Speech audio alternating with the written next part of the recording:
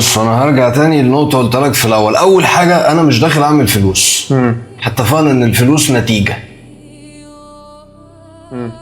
الفلوس هتجيلي ماشي، بس انا عايز اشوف.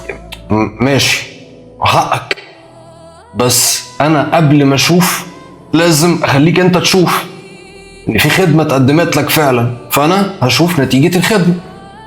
لازم يبقى ده الاساس. طب بعد كده مفيش بيع وشايف ان انا احسن واحد.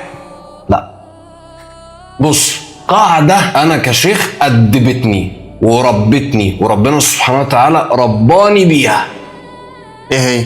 كل ما ربنا سبحانه وتعالى يمنع عنك او يعمل نقص خارجي فهو بيكمل حاجات جواك. الخارجي ده اللي هو اي شيء مادي او بني ادمين. يشيل من حياتك بني ادم لا قدر الله توفى، يمنع عنك فلوس، تخسر عربيتك او معكش عربية ومأخر عليك الموضوع.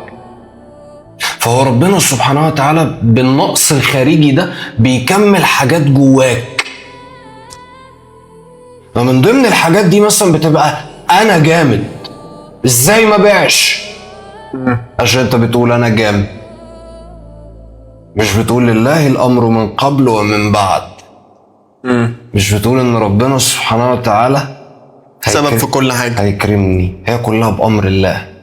ومش بتقول بس، لان الايمان هو ما وقر في القلب وصدقه العمل مش اللسان. انت مؤمن، يعني حتة ان انا ابتدي افقد الثقة في نفسي وافقد الثقة في الشغلانة. هو اصلا غلط، هو مفيش حاجة اسمها كده. هو في حاجة اسمها ان انا عندي ثقة في ربنا وفي كرم ربنا.